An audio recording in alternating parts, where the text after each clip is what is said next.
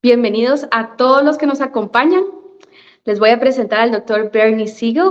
Bernie Siegel es un doctor que es cirujano pediatra de entrenamiento de cirugía, luego hizo cirugía pediátrica en Estados Unidos y en su camino se dio cuenta que le hacía falta a él, lo llamaba la espiritualidad, y hacía falta la espiritualidad en sus pacientes y comenzó a poner atención en la intuición y comenzó a tratar a los pacientes involucrando más la psicología y de esa manera cambió un poco el abordaje a sus pacientes y vio cómo sus pacientes se mejoraban. Comparado con otros doctores, él tenía mejores resultados. De manera que poco a poco se dio cuenta que ayudaba más a las personas y él se dedicaba solo a esto y dejó el quirófano para dedicarse a esto. Así que Bernie Siegel nos aceptó la invitación para estar aquí con nosotros. Es un honor para mí presentárselos. Tiene muchísimos años de experiencia. Él es un doctor que está con mucha energía, ahorita lo van a conocer, pero solo conocerlo a él como persona, cómo ve la vida, cómo él vive la vida, ya va a ser de ganancia para todos nosotros. Es para mí un placer que esté en este espacio con nosotros, pero además que no solo Guatemala está presente, sino que hay otros países presentes de Latinoamérica. Así que bienvenido, Bernie. Hello, Bernie. Welcome. So Hello. I'm honored. I was introducing you to the audience, and I am honored for your presence here, and we are eager to hear from you. Thank you. You want me to begin now? Yeah. All right. Well, I made a bunch of notes, just thinking back over my life and what happened. I mean, one of the things I think it was in something you sent me, how the doctors who are doing these things and changing, people think they're crazy. And I have a magazine here, well-known New York magazine, and it says the controversial Dr. Siegel interview, and that's from years ago. It's part of why I got on television shows and was interviewed. Yeah, on what's her name, Oprah Winfrey and everything else, because I was a problem. And so they would have me on and not tell me, but have 6 doctors sitting there to yell at me and tell me I'm crazy and I don't know what I'm doing. The one I really respected, it's not that Oprah disagreed with me, but she wanted to put on a big show.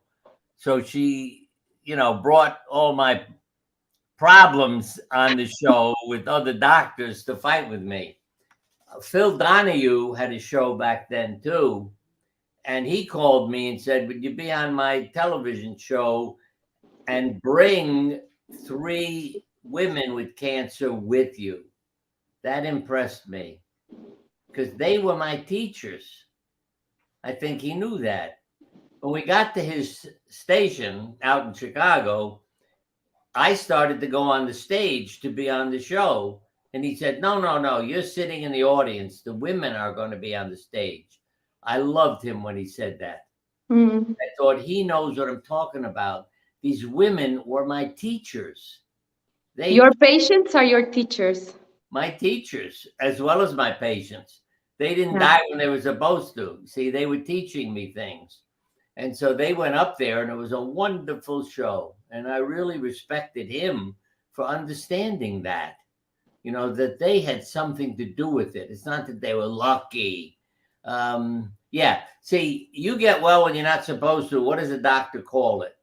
Spontaneous remission. Yeah. Well, how do you know what the hell that is?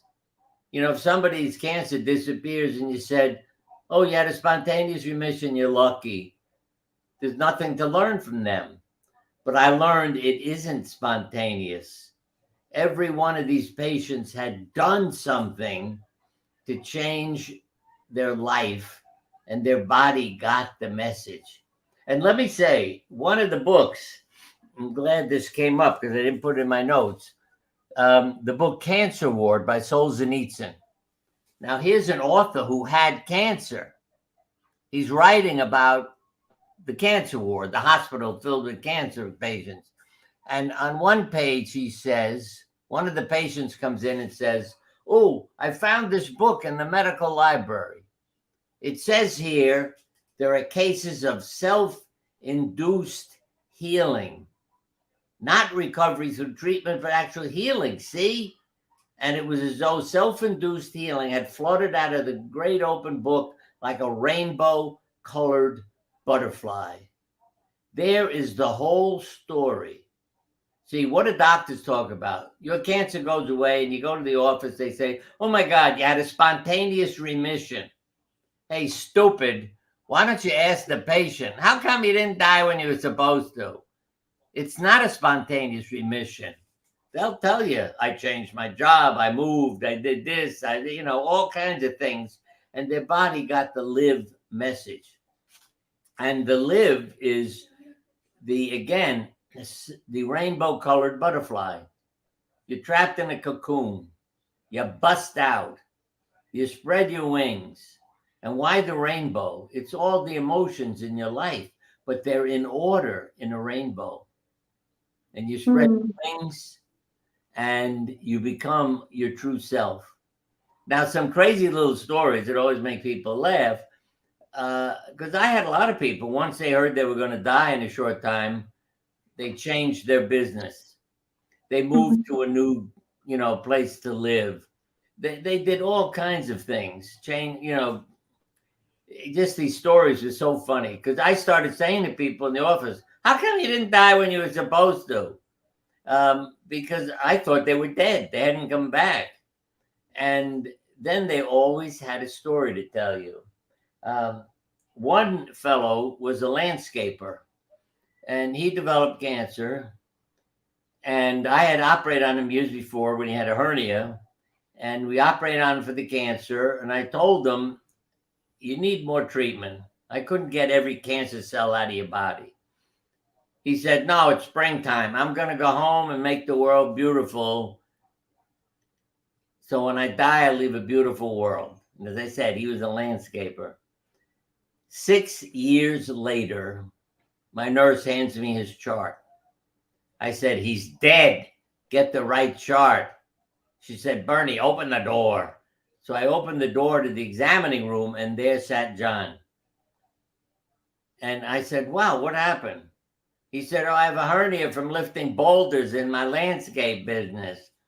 But he became my therapist. And I'm not kidding when I say that, because if you went for a walk with John in the woods, you were in heaven. I mean, and religions have this aspect of going out in nature and what it does to you and your body and changes it. And John lived to be 90, and I was at his wedding, 70th wedding anniversary. And I told everybody there, this is not an accident. See, it's not a spontaneous remission. He went home to make the world beautiful. He didn't go home to not die. And it doesn't have to be complicated. It's always hard for me to stop telling stories. A fellow who was told he's going to die, in a short time. So he said, I'm going out to Colorado to live in the mountains. It's so beautiful there. I said to the family, when he dies, call me. I want to come to the funeral. He's a beautiful person. 2 years went by and I didn't get a phone call. And I thought, what a nasty family that they ignore me. So I called up to ask them why they ignored me. And he answered the phone. And he said, oh, it's so beautiful here. I forgot to die. And those are the kinds of stories I began to run into because people weren't afraid to talk to me. And let me add, this is a big, the people who didn't die, I learned that they always had a story to tell you. Yeah. It wasn't a spontaneous remission. It was self-induced healing. So What do you mean? Asking them all, how come you didn't die when you're supposed to? And they would tell me, how they changed jobs, moved, just began to enjoy life. And you have to remember that's all science. Monday morning, we had more heart attacks, strokes, suicides, and illnesses. Why? because people don't like Monday. I have to go to work. I have to do that. Yeah. But if you do what makes you happy, see, when you change your job because you're going to be dead in a short time, or one guy, he wanted to play his violin. I mean, that's what he wanted to be when he grew up, a violinist. But his parents said, we can't be proud of a violinist. Reminds me of Donald Trump down here. You know, we want you to make money, be important, blah, blah, blah. But what did he do? He didn't listen to his parents. He went and played his violin and went into remission and didn't die. Mm-hmm. Because once he was told you're going to die, then I'm not going to listen to my parents. I'm going to play a violin. And those are the things people were not afraid to tell me and talk to me about, because I wouldn't be calling them crazy. Because you were open to them, Bernie. Yeah. How come patients were open to speak to you? Can you tell us about it? How come patients were open to speak to you and not to other doctors? Oh, yeah, What do you because think was I the wasn't factor? a normal doctor. You see, that's the important part that I always tell nurses and doctors. Don't be a normal doctor or nurse, because if you're not normal, then people come to you and tell you things that are mystical, spiritual, that they're afraid to tell you otherwise. Because patients would say to me, the doctors think I'm crazy, the nurses think I'm crazy, I know I can talk to you. This was a classic that happened at Yale. I get a phone call from a lady, can you come to my hospital room, please? I need to talk to you. Everybody thinks I'm crazy. I go down there and she said, Dr. Siegel, I had a heart-lung transplant. And after surgery, when I go to sleep, the young man whose heart and lungs are in me comes to me in my dreams and talks to me. And they all think I'm crazy. And she said, I know his name and, you know, all these other facts about him, and including motorcycle riding that she suddenly is liking and wants to do. I said, ask him for his family's name and phone number. And in one of her dreams, she did. And he told her his name and phone number. Now, in that time, she had taken a motorcycle ride, which she had never done in her life. When we got the family, says that, oh, yeah, he was killed in a motorcycle accident. He loved riding motorcycles. And she had ridden one on his birthday. Her book is called A Change of Heart by Claire Sylvia. So Okay. it's a book about it. It's not me making up a story. But you see, why does she tell me?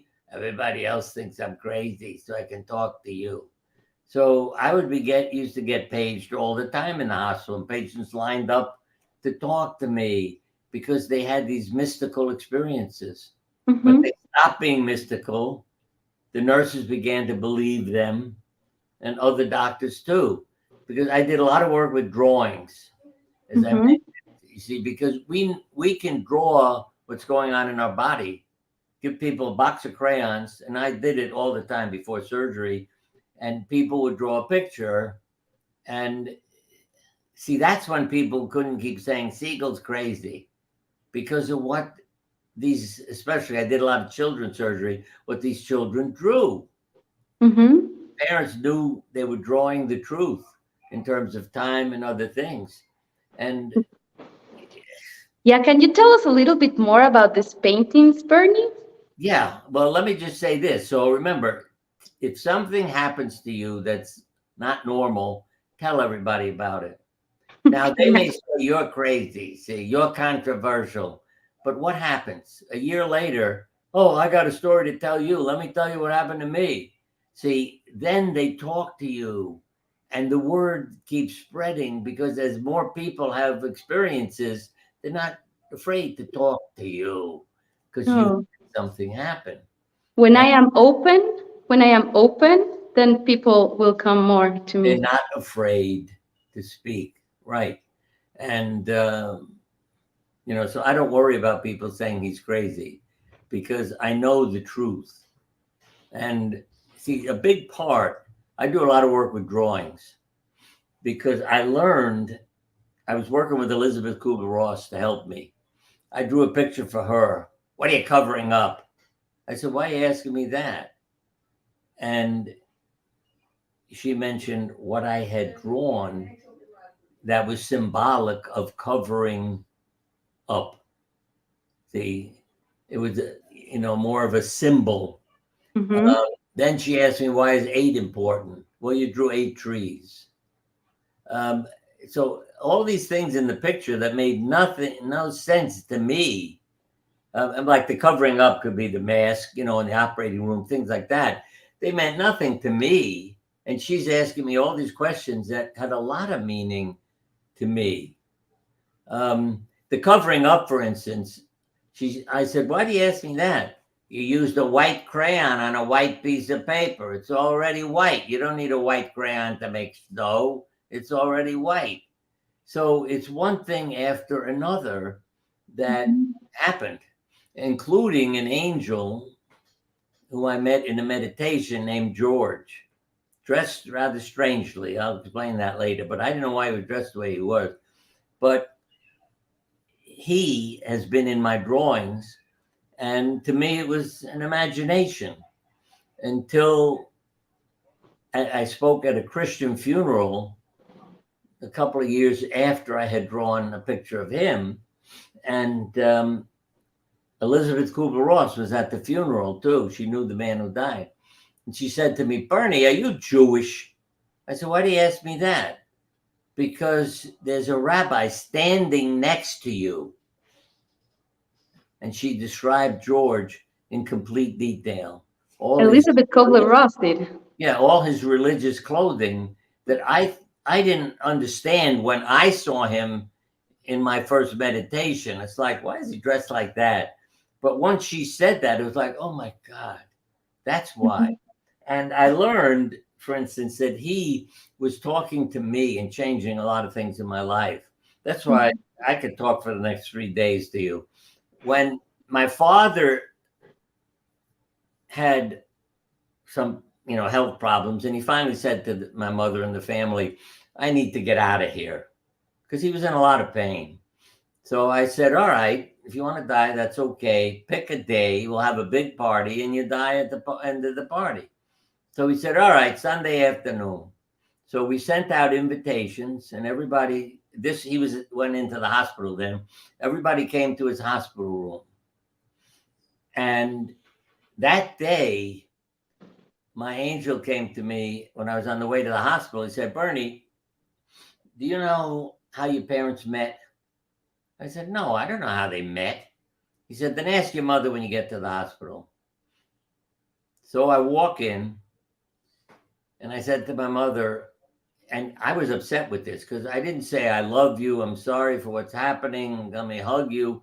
I stood up. I said, how did you two meet? And my mother said, oh, I was on vacation, and it was a crazy story. And because of something that happened, she went to a certain place to enjoy herself. And she met my father there. It was on the beach.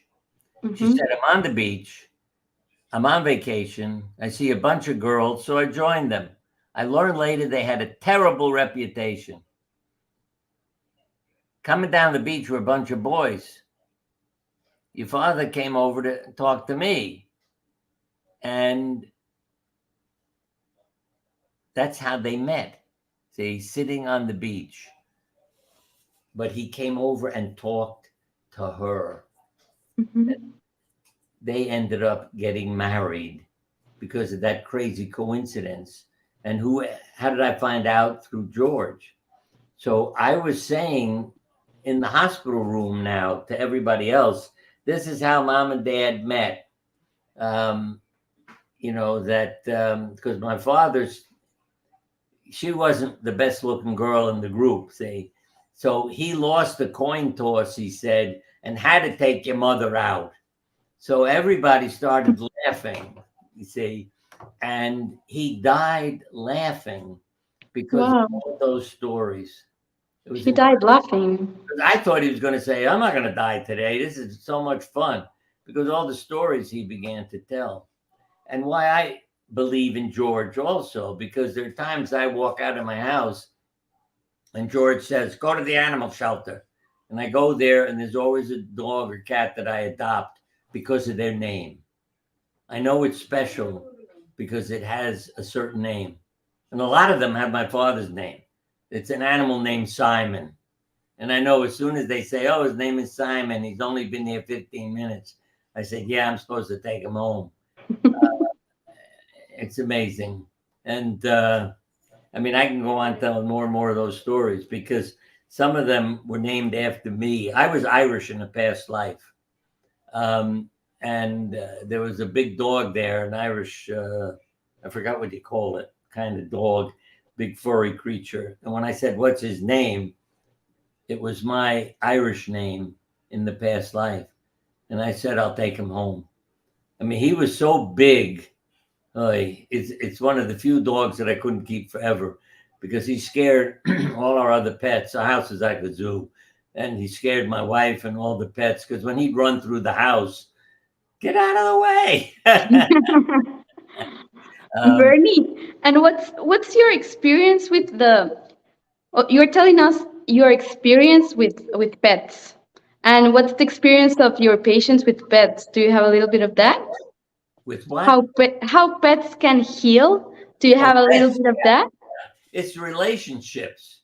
Let me tell you, don't let me forget about the pets, but let me tell you one more about children and drawings. Because Okay. one child had cancer. The mother was taking her daughter everywhere to get her cured. And I finally said to her, look, you're dragging your daughter all around the planet. You're torturing her. Why don't you take her home and love her? Stop all these treatments. And the mother finally agreed. Take her home and love her. Before she went home, she was in the hospital, and I went into her room, and she had drawn a picture. And in the picture, she showed herself, leaving her body, a purple cloud with her name in it, purple spiritual color. So I knew she was saying, I'm going to die. I'm going to heaven. And there were 8 pretty, like candle-like things in the picture. And I gave it to the mother and said, I don't know why 8, but that means something to her. I said, take her home and love her. She's ready to go. And actually, 8 is a number that means a new beginning. Wow. Every religion has 7 days in the week. So the 8th day is a new start. She took her home. 8 days later, I get the phone call. Bernie, Amber woke up this morning and said, Mom, I'm dying today as Mm-hmm. to you to free you from all the trouble. And Yeah. I should have brought that drawing in here. I have it in my house because the mother gave it to me. But you can't convert beliefs when you see facts like that right in front of you. You can say, Yeah. oh, that's an accident. That's a coincidence. No, not when it happens over and over and over again. Then the drawings become interesting in the hospital. Yeah, I mean, and some are funny, because one of the anesthesiologists made a coloring book for the kids because he saw how much we were learning from it. Mm-hmm. The first page was you'll meet somebody called an anesthesiologist. See, there's a picture on every page with a Mm-hmm. paragraph written about it. You'll meet somebody called an anesthesiologist who's wearing an outfit that looks like green pajamas. The kid drew him in purple. And I said, he may be telling us he's going to die in the operating room. Look at the last page. If he's, in purple there, he's going home. I'm not operating on him. And we flipped it open, and the last page wasn't purple. With some colors that meant I'm not happy, but not dying. And then Mm-hmm. the anesthesiologist said to me, Bernie, it's fascinating because his mother has muscular dystrophy. And if he had her gene, he could have died when given a muscle relaxant because he could have had a totally opposite reverse reaction to it. And then there were other kids who, one boy said, he came in, he said, I'm here to have a circumcision. And he drew two airplanes, and they both looked like penises from the side, one circumcised, one not. And then everybody in the operating room is laughing because of what this kid did. And then I'm not so crazy anymore, when they begin to see what these kids bring in. And Yeah. that's people dying. And one of my patients was a mystic. Mm-hmm. Said to me, I have messages for you. I've learned again, you're open to this. And she said, there's a message from Frank. If I'd known it was this easy, I'd have bought the package a long time ago and not have resisted so much. And I knew who Frank was. He was a doctor who had just died. I called his wife, and she went, oh my God. I said, I didn't call to upset you. You're not upsetting me. That's what Frank said every time he left your meeting. I can't buy the package. And so, and even my mother-in-law, who was an opera singer, when she died, two things. One was she came to visit me and say goodbye. When I say that, a cloud came into the room over my head, and she said, Bernie, goodbye. So I ran down to the nursing home, and the nurse saw me and said, oh, you've heard your mother-in-law. I said, yeah, I know. She died. She came and said goodbye. And the nurse thought I'd had a phone call, which I hadn't had.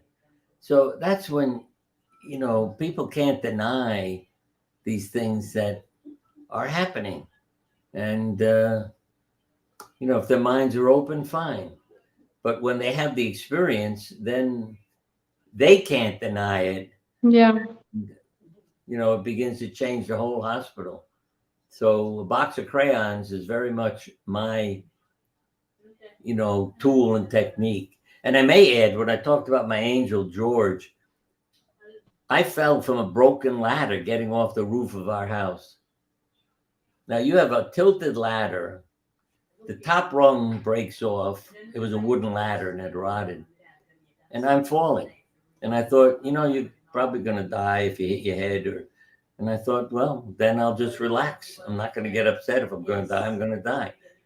What did I land on? Boom, my feet. I couldn't believe it. My feet hit the ground. Wham.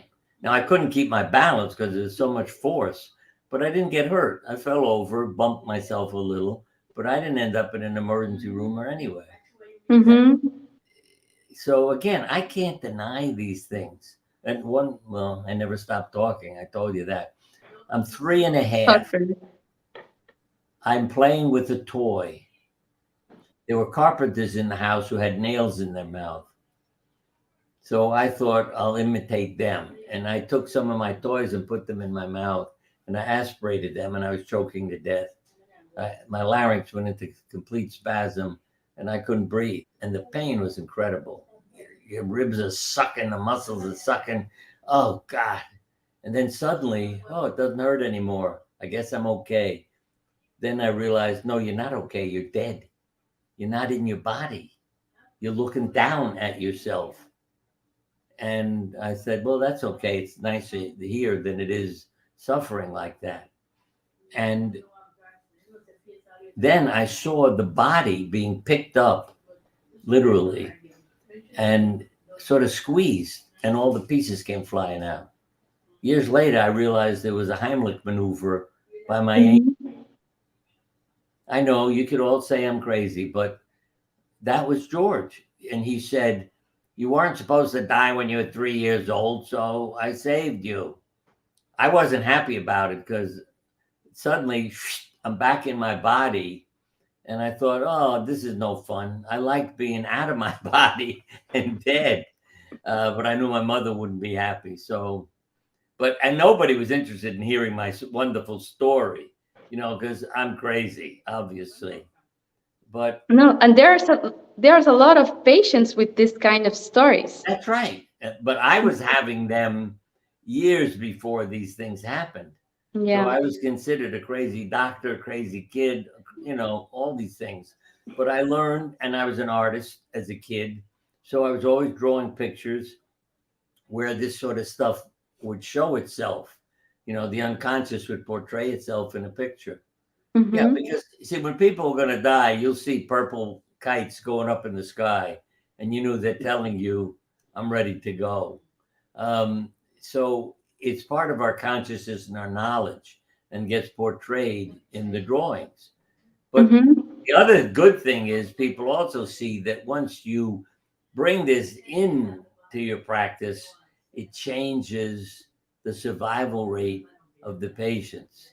You're Yeah. bringing in new forces and energy. And let me tell you why, because this is something I wanted to bring up, why it's a problem.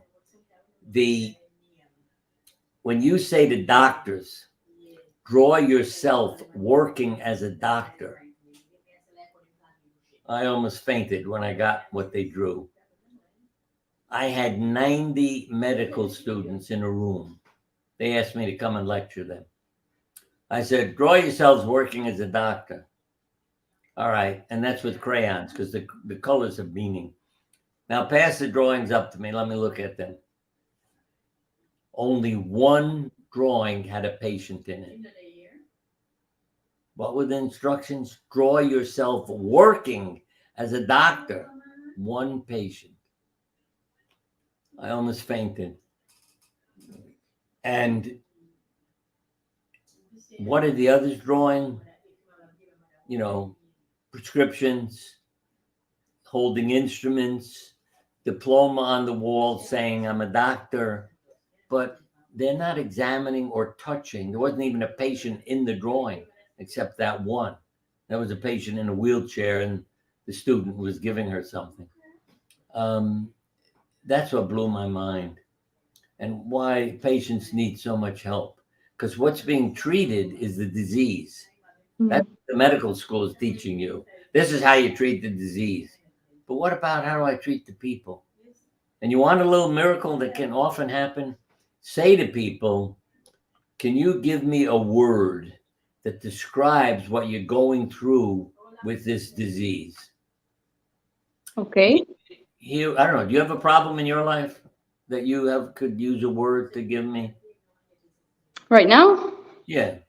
Hmm. I mean, you don't have to. I'm not trying to force you No, to. no, no. I want to. All right. A word that describes a problem that I am living. What is it? You're asking for a word that Yeah. describes? If you had a problem in your life now, and I said, I want a word that describes what you're going through. See, let me give you some examples. So you, Okay. a lady said to me, failure. How does that fit your life? Well, I have cancer. It's failed. My body failed. I said, that's not my question. How does it fit your life? Oh, my parents committed suicide when I was a child. I must have been a failure as a child. See? A woman about to be admitted to the hospital with severe migraine headaches. What do they like? Pressure. What's the pressure in your life? My marriage. Now, her headache went away in 15 minutes and she went home. Okay. And the other lady who said failure changed her whole orientation and she went home, you know, instead of wanting to commit suicide, et cetera, all that was about her parents and how they had abused and treated her. Love is the biggest thing with illness. You had mentioned again about pets. I always loved one cardiac physician in Australia. He was going around to all the homes, you know, of his patients. And he said he noticed that the people who didn't die, more of them had a dog in their house. Yeah, and that's true. Yeah. People with pets, more of them survive. And when you do studies, they show that the people with the relationships are more likely to survive than those who don't. And Harvard students were asked this: did your parents love you while you were a child? If they said no, 75% had suffered a major illness by middle age. If they said, yes, my parents loved me, 25% had suffered an illness. And I had therapeutic parents because if you said, Ma, I don't know what to do what makes you happy. Mm. She never helped me decide. I used to get upset with her. Ma, I need your help. Do what makes you happy. So I had to figure out what made me happy. And I talked to God a lot about that. Uh, yeah, the other, Bernie, something happened at school today. It's a mess. God is redirecting you. Something good will come of this. Ma, did you hear what I told you? It was a disaster today. Yes, God is redirecting you. Something good will come of this. So again, I couldn't have anything go wrong. And my father, because his parents died when he was a kid, said the reason we're here is to help other people with troubles. So, it's like, and I mean this literally, if you won $1 million in the lottery, use it to help people. It wasn't to buy a bigger car and a bigger house, and it was to make it a better world.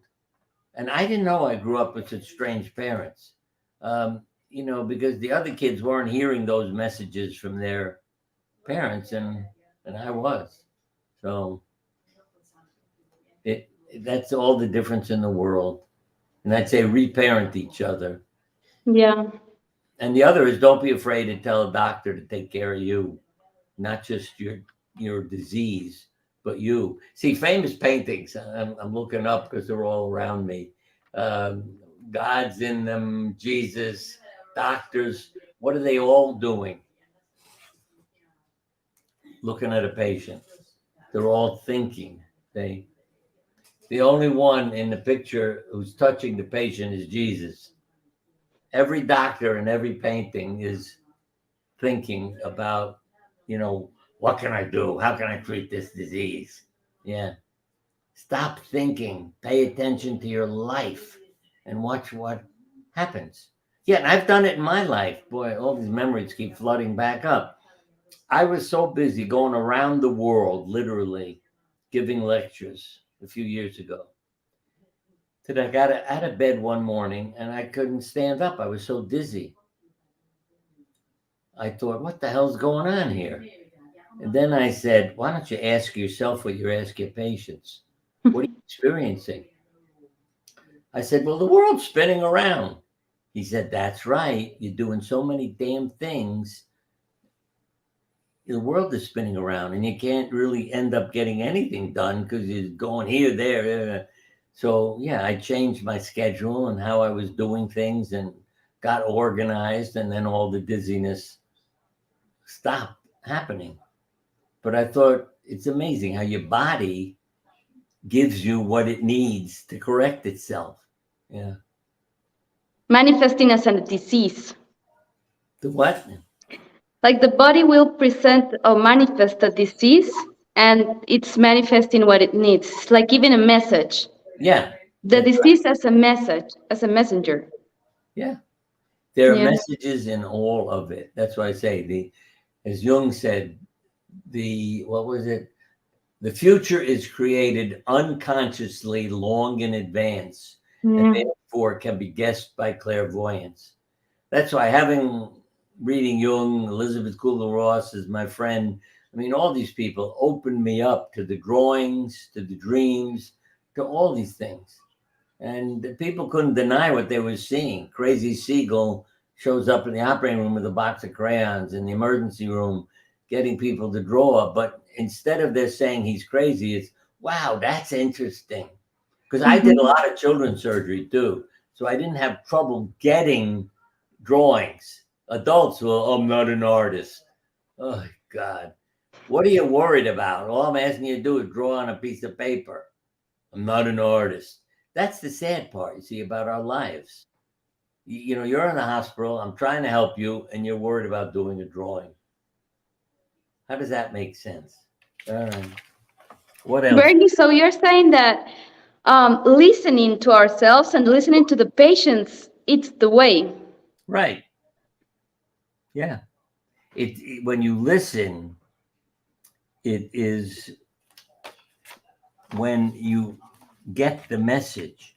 See, when you're telling everybody everything, that doesn't work. But when you listen and they know you're listening, it'll flow out of them into you. And also listen to yourself, not just keeping a journal, but do drawings. And well, I mean, all these things pop back into my head. like one doctor was talking about getting married. I said, draw a picture of all yourself with all the women you think you might want to marry. And I told him who was the best one, and he went and married her. Because it's obvious when you look at the drawings, you might think one is pretty, one I feel a better relationship with, I'm touching them. And there's all these little things in them you can point out and what a difference it makes. Yeah. Yes, they give more Let me information. mention this too. I mentioned my angel George, but when I painted my self-portrait, I named it, what did I write? It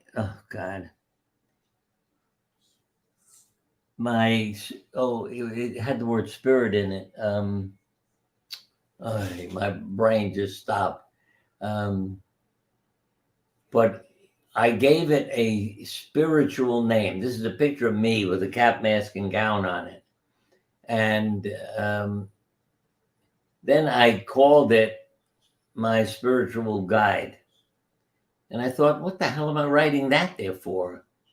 But that's when, again, it was Jung who helped me, see, because you used the word cover up. Yeah, I had all those things on me. And he said, the reason monks shave their head is a symbol of uncovering their spirituality. And a few months before I painted that, I had shaved my head. And this is in 1960s. And everybody in the family was even more upset now. Imagine having a father who shaves his head when everybody's wearing their hair down to their shoulders, and they were so embarrassed by me. I even had to lie to the barber to get him to do it because he said, your kids will come in and kill me. But I told him I'll go on vacation for a few weeks, which I wasn't, but he shaved my head. And everybody in the family almost fainted. They're all shrieking. But you see, when you do something like that, that's when everybody in the hospital lines up to talk to you. Because they know I'm wounded and they can talk to me. And so I'd say, keep using drawings. Okay. Yeah. And numbers have meaning too. All of those things. So, if you drew a picture and you had 6 of something, I'd say, ask yourself, why is 6 important? What could it mean to me? And don't be afraid to do that. Okay. And we do live past lives. That I know of also. Our consciousness doesn't die. Our bodies do. Yeah. So you come back with certain interests, certain skills. It's not that it decides what you're going to do, but the interests that reside within you, and off you go. Like the way I started painting pictures. I mean, to me, I knew there was something going on here to bring forth like what's within me, not thinking and all those things, but the pictures. And I have to tell you one funny story, because our house was always a zoo, because I learned the power of animals. When I say it was a zoo, I mean, we had every kind of exotic pet, as well as, dogs, cats, snakes, all kinds of things. Because the veterinarians used to bring us creatures that people didn't want. We have 5 kids. And they'd say, Bernie, would you take this exotic pet? The people don't want it anymore. I'd say, sure, just bring it over. And so our house was, a shelter for animals. And I had fenced in a part of the front yard so they could come in and go out of the house. But one day, see, when I'd come home from the hospital, what healed me? To paint a portrait. And I'd pick out a creature and I'd say, sit, and I'd paint it. And if you came to our house, you'd see all these paintings. One day I'm driving up the driveway, every single child, and we had 5 of them, and every animal was running away from the house into the woods. And Why? I really panicked. I thought, oh my God, is the house on fire? What happened? So I stopped the car and yelled, what happened in the house? Is it on fire? What's going on? And I heard a voice, and honestly, I can't tell you if it was a child or an animal, but the voice said, we're tired of sitting for hours and posing for you. We can't sit anymore. We can't. And so they were all running away. And I yelled, all right, I'll paint a portrait of myself. Stop, I'll paint myself. It's okay. They all turned around and went back in the house. And that's the evening I painted myself as a surgeon.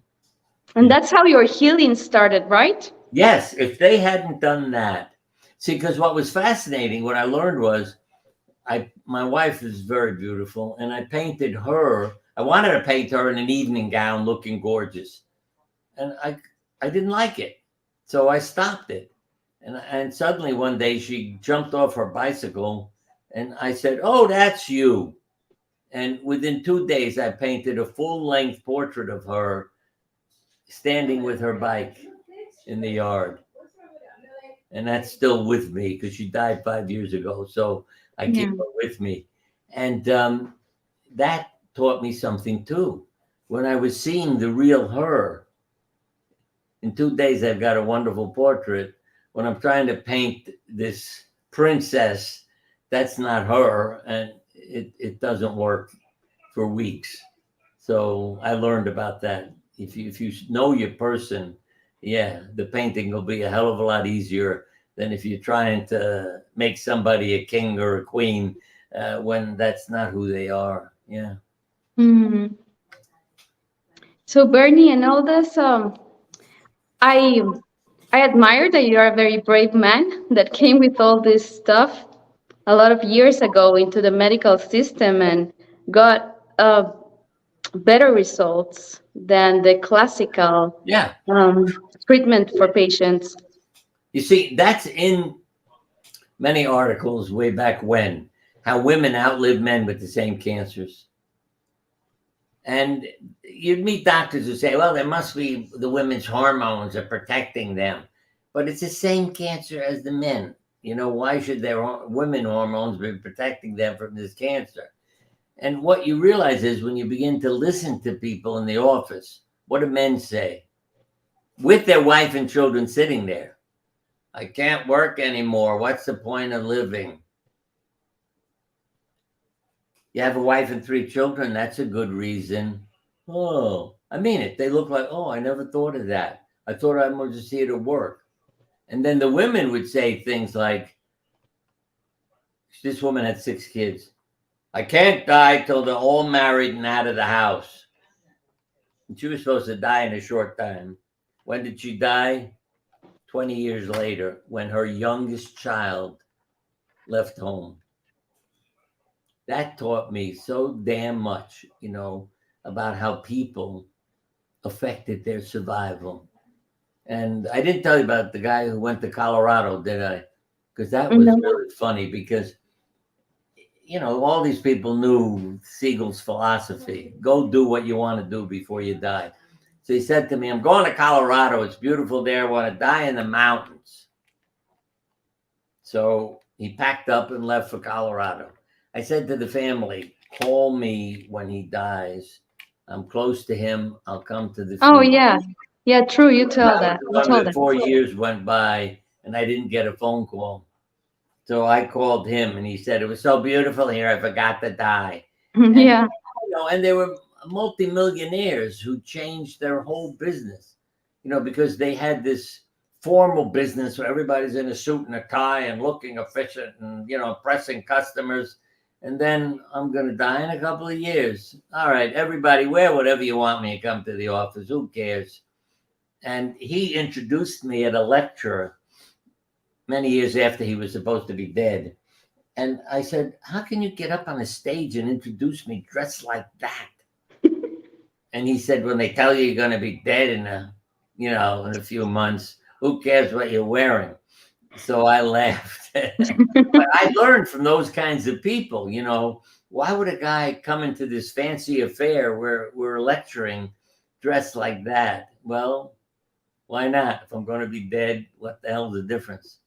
And you learn from the patients, believe Yeah. me. And I've done a lot of things with myself too. I don't think I've had my life threatened by any illnesses yet, but just communicating with my body and keeping me functioning and going. I'm 90. I don't know if you know that. I Uh, know. yeah. And it just, the years just keep going by. I don't think of myself as an age. You know, it's one day at a time. You just keep going. And Yeah.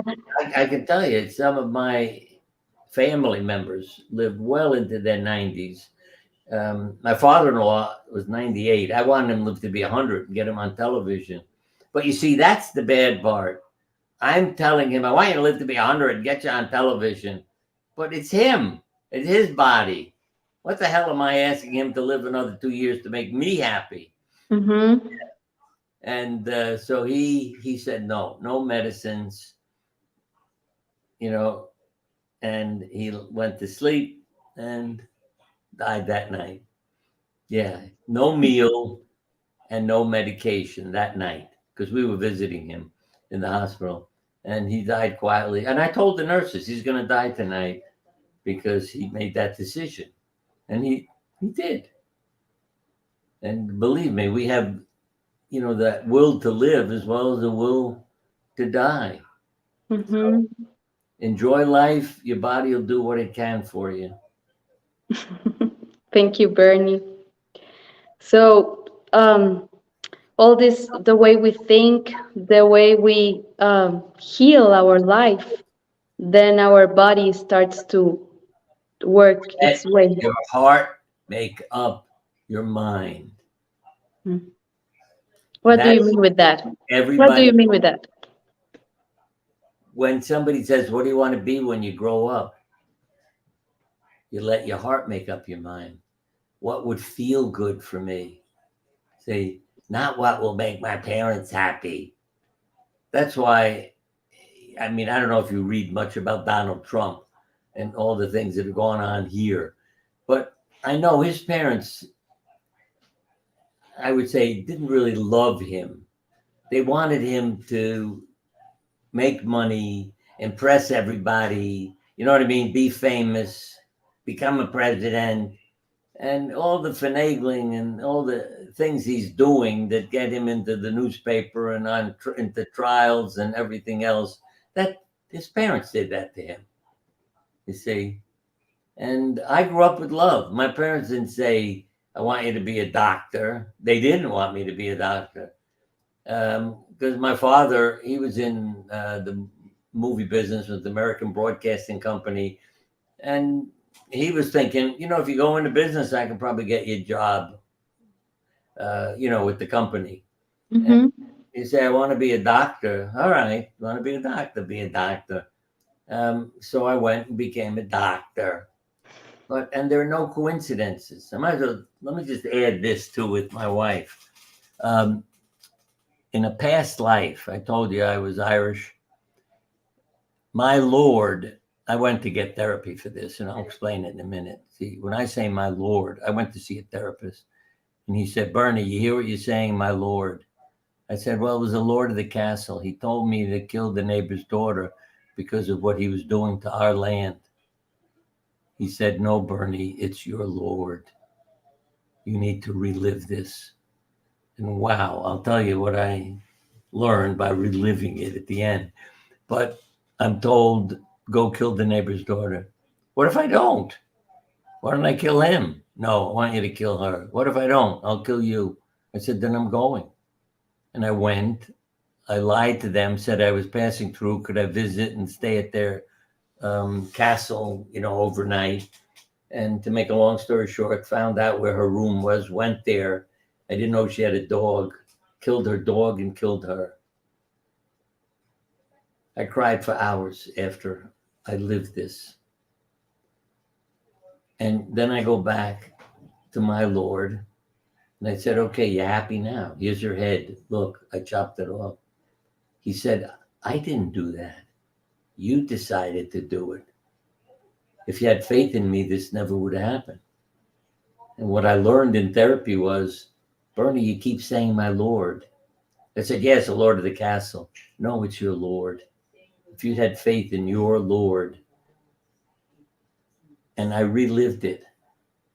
And I said, okay, yes, I'm going to kill her. He said, no, I just wanted to know you had faith in me. I want you to bring her here with her father so we can solve all this. And that's really the message of Jesus and Abraham has to sacrifice his child.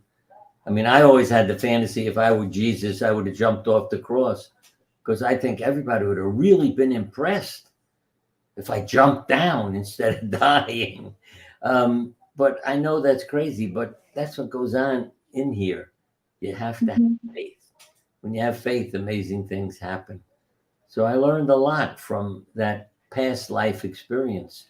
And then I get a job one summer at a camp, taking care of first grade boys. I'm standing at the swimming pool, and who's the head of the first grade girls? My future wife, which I didn't know at that time. So the two of us are standing there watching these kids so nothing happens to them while they're swimming. And I said, you know, it's really lovely that they leave the pool open at night. Would you like to go swimming with me? And she said, okay, if you want to take a swim tonight. That was our meeting. And I know God worked it out for us to meet at the side of a pool taking care of kids.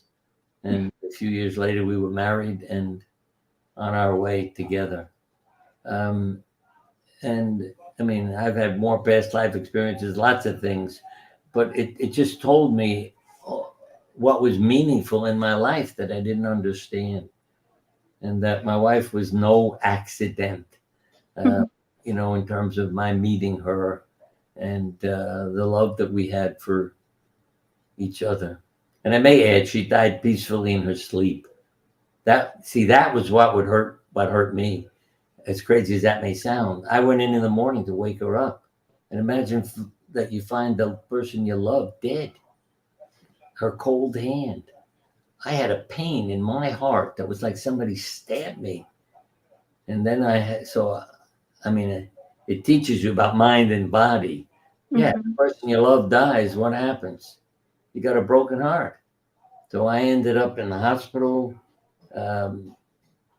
She was born in 99. 9 months later, I ended up in the hospital. The nines keep appearing everywhere because she's still with me. I know that. And let me give you one example. I took the wristband off because it wore out. I go to the hospital. You walk in, they put a wristband on to identify you. My hospital number, 996633. Every number in it adds up to 9. Wow. When I saw that, I said, oh, I'm going to be fine. My wife is here watching me. And so that's my Yale New Haven Hospital official number.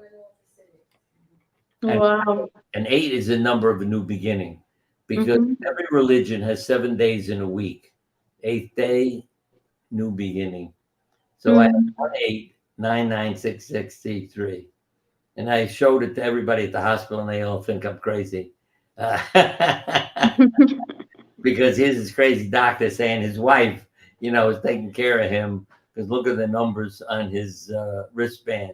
But I mean, I know she's taking care of you. Coincidences that you can't explain. Like we married on the 11th.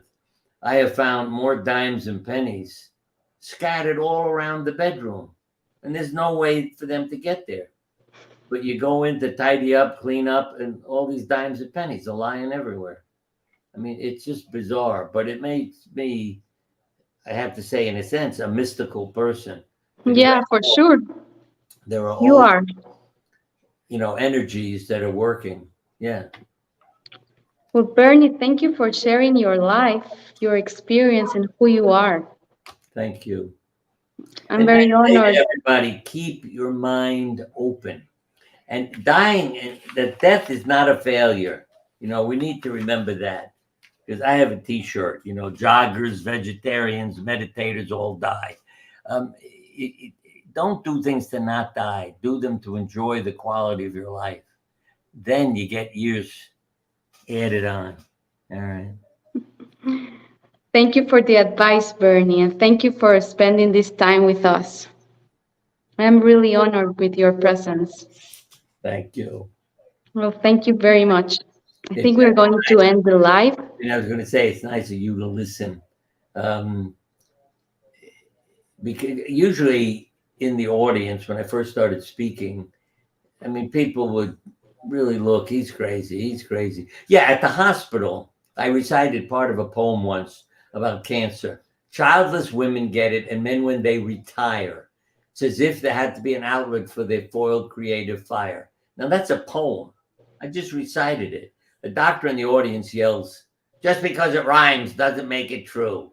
See, that I said, it must be true. Why would the poet write it if it weren't true? But they're so into resisting what they didn't learn in medical school and what's scientific. And one more, I keep saying last thing, and I'll keep saying last thing. No, go on.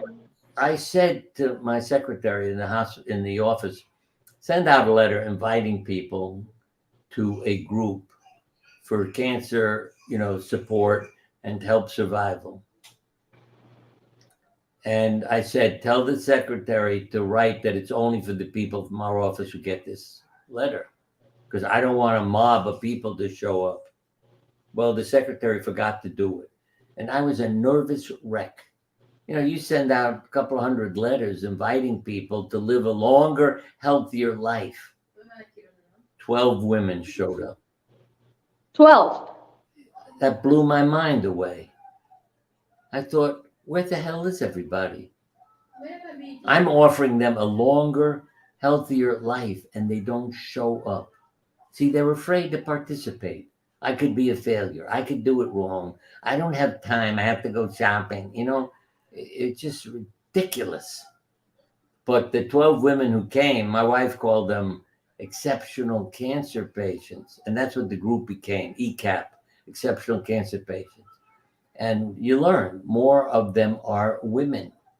As I said, women with the same cancers as men live longer because of what they're like. But they taught me something.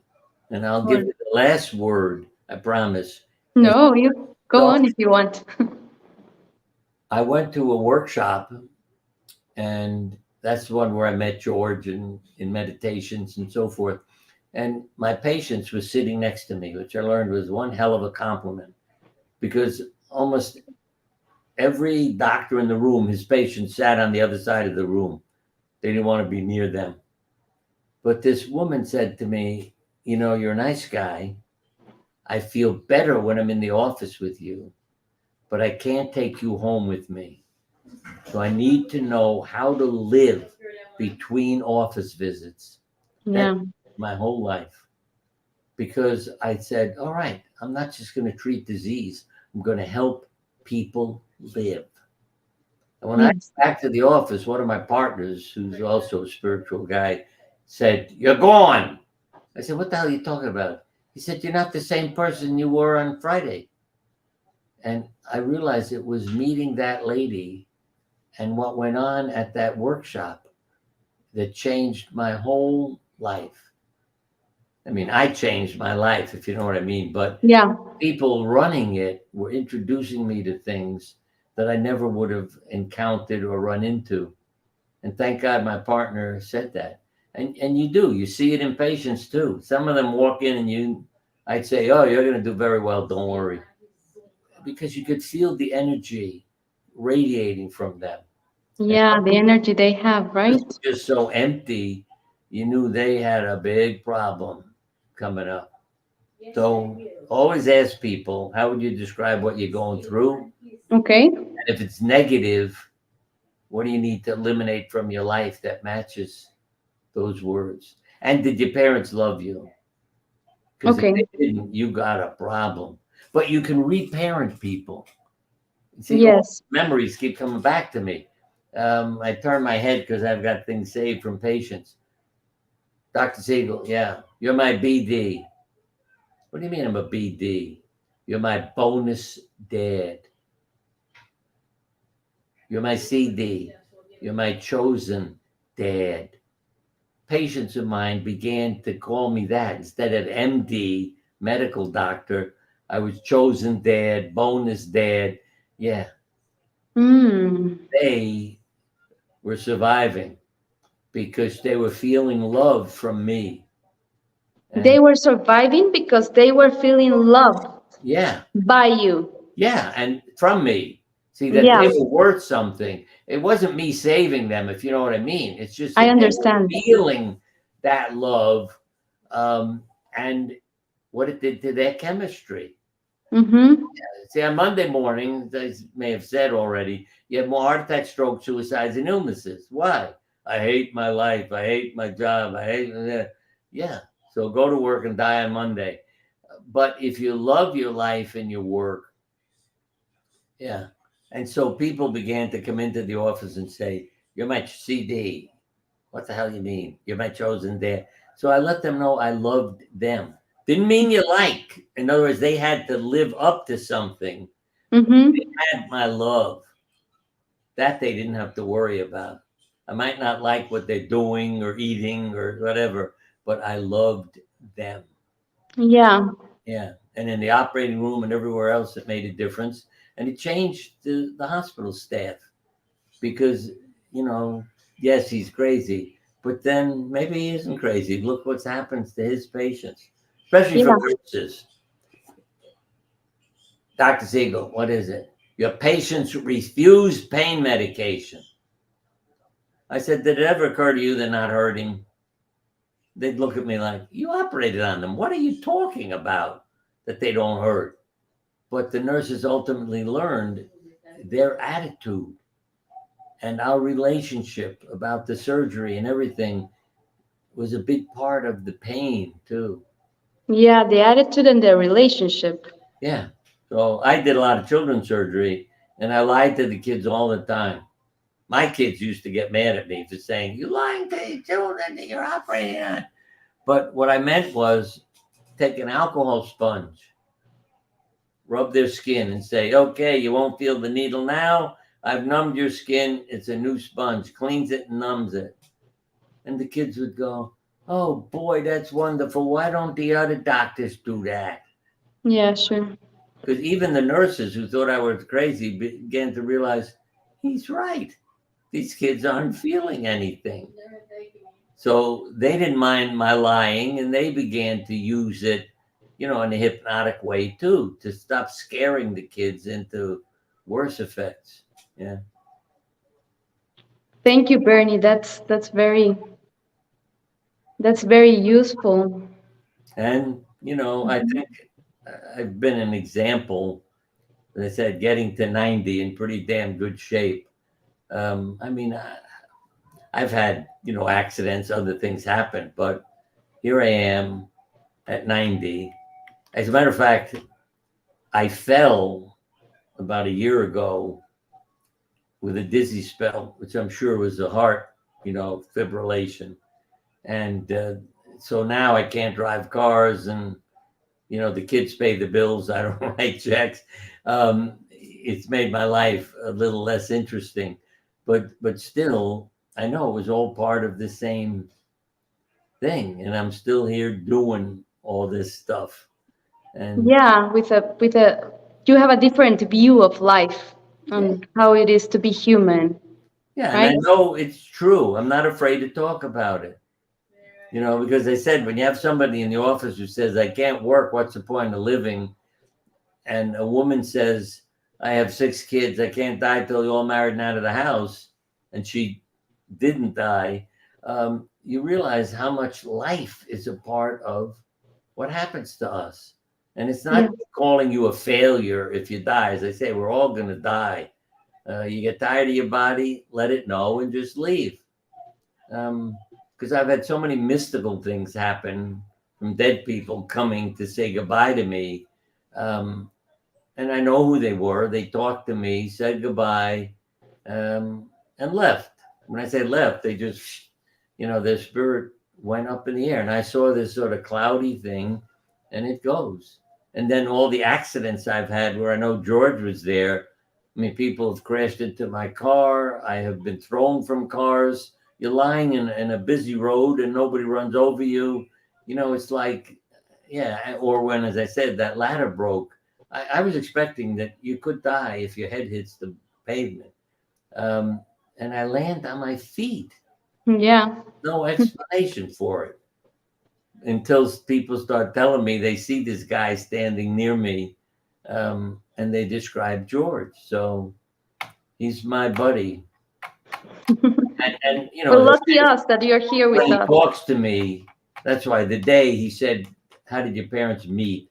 That changed my father's death. Hmm. A beautiful experience and day, because my father died looking so healthy from all the crazy stories my mother was telling. I was worried he was going to say, "I'm not going to die today. Everybody come back She tomorrow." was having fun. Yeah, because he told us, "I'm going to die Friday. So come, we'll have a party and then I'll die." So everybody came. But then he was having such a good time. I thought, oh my God, he's going to say, "Everybody come back tomorrow. Let's do this again." But no, when, see, and this is the other thing. When our daughter arrived, we have 4 boys and a girl. She came in and I said, "Oh, Carolyn's here." He took his last breath because she was the last person who said, "I'm coming." Let me tell you one more thing about my wife's sense of humor, then I promise I'll stop. We had 3 boys in a row. And I said to my wife, "I want to have a daughter. So when I get old, somebody will take care of me." And she looked at me like, "I am not going to have another kid. I'm going nuts with these 3 boys." And I kept pestering her. Finally, she said, "All right, I'll try one more time. I'll try one more time." And she became pregnant. And then after a few months, the obstetrician said to us when we visited him, "Bernie, Bobby, you're going to have twins." My wife looks at me and says, "If it's 2 more boys, I am not coming home from the hospital." And we didn't know what the hell it was going to be, you know. And they would do right around Christmas. But you talk about mind body. This is what my wife was incredible with mind body control. And one day in the living room, because the obstetrician said they were born at Christmas time, they were supposed to be born at Christmas.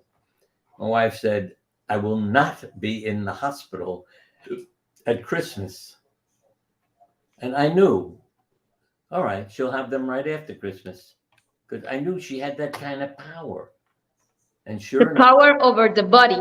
yeah, the Hmm. day after Christmas, she went into labor and had the kids on the 26th. Yeah. Yeah, our daughter is Carolyn because all the Christmas carols were playing. But I mean, that's the part that convinced me also about mind body. Mind body I connection. watched my wife do all these things too. And she wasn't trying to impress me or, you know, accomplish anything. She was just saying to me, "I'm not this, I'm going to do that, blah, blah, blah." And boom, boom, boom. It always fit in. So I always believed her when she made a prediction or said something, it happened. Okay. She must have been a wonderful woman, She was Bernie. a school teacher. Yeah. As I said, Yeah. you know, I met her at a camp as a counselor. And I think that was a big part that she took care of the kids, could see how their lives and their parents affected them and everything else. So she was a believer in all the things I was doing and became a part of all the workshops and everything else because the Hmm. women are much more intuitive. You know, as I said, when we had our first support group, who came? 12 women. There wasn't a freaking guy in the room. And it took a hell of a long time for men to say, "Oh, it's okay to go there and talk about how I'm feeling and things like that." Whereas the women were natural to come and talk about feelings and relationships and everything else. And remember, always say to your doctor, draw yourself working as a doctor. And if there's no patient in the picture, Okay. you'd say to them, look, there's no patient in there. Because Okay. what you'll see is a diploma, a desk, and the doctor sitting there, and some instruments sometimes too. And even famous paintings, I'm pointing up because they're hanging on the walls in my office. Jesus, a doctor, but what are the doctors doing in all the paintings? Thinking. Thinking. And Jesus is there with his hand on your forehead. Yeah, it's amazing. And these are paintings that have been around for, decades, and nobody talks about them, saying, why did they look like that? Okay. Thank you very much, Bernie. Thank you for showing yourself all your life and in this moment And I hope also. everybody down there understood what I was saying. I'm sure all my books are probably in Spanish and everything else. Well, they're all Yeah. over the world. Yeah. Yeah, and I have been publishing them, so they know which are your books. Yeah. Yeah, they have more information and they can go look for them. Thank And you for this moment, don't be Bernie. afraid to talk to God. It's amazing things. Well, I'm always telling one last story. I didn't talk about the love. This is a woman who had polio when she was a child. Her body was deformed. She developed another neurological disease as an adult and was told by the doctor, that she's going to die in a few months because her nervous system is fading away.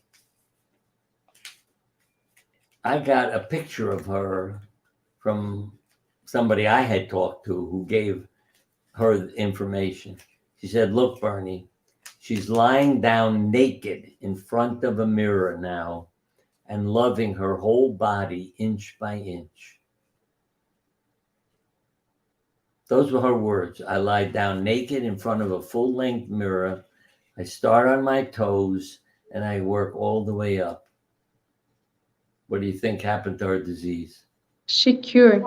Yeah, She killed herself. it went away. Yeah. When I heard that story, I started filling my heart with love. Many times when I go to bed at night, I just fill my heart and then have it pump the blood out because I'm a doctor. I know anatomy, so I send it everywhere. But Yeah. you can feel the difference in your body when this warm love is being sent around. So I'd say to anybody watching this or hearing this, love your body. Okay. And don't be afraid of failure. I mean, that's another thing, oh, I can't go to the group. I'm not, good at art or drawings or visualizing or blah, blah, blah, blah. Stop worrying about failure. Just put your heart in and your soul together. All right. Thank you, Bernie. Thank you so much. Thank you for your time and your wisdom and for giving us 20 minutes more. Okay. I'm glad Thank you, I Bernie. got through this. I don't even know what time it is. Yeah, 9:30. All right. And I hope everybody can understand me. Yeah, if you want to convert it. Yes, we will have it in Spanish too. Yeah. Yeah, because a lot of times we've made CDs, or tapes out of these things so people can take them and listen in their home to it. If you get into anything commercial, let me know. But if you copy it and give it to somebody to listen to, fine. All right. No, it's not going to anything No, well, I commercial. know it It's isn't. going to be in YouTube, so everyone has access to If it. anything develops or you decide to do something, just let me know. Yeah, I will. And I will. the one more thing, when I said pick a word about your trouble, a lady in the hospital with severe headache who was about to be admitted. The nurse said to me, keep your voice down. She's in severe pain. It wasn't my patient. So I went in to talk to her. I said, what's your pain like? She said, what was the word? Oh, God. How could I get a mental block like that? Anyway, she told me a word, what the pain was like. And I said, because it was something like relationship that was causing this trouble. And I said, see that being straightened out and worked out. And I left. And she was going to be admitted to the hospital with severe headache pain. And then the nurse came over to me about 15 minutes later and said, her headache's gone. It's her marriage. She's going Wow. home to straighten that out. Oh, it was pressure. That's what it was. I said, what's the pain like? Pressure, severe pressure. I said, all right, what's causing the pressure that you need to eliminate in your life? And she went home, straightened out her marriage, and all her headaches stopped. See, and that's what changed the people at the hospital. Because, you know, Siegel isn't crazy. Look what he just did with that lady. For your results.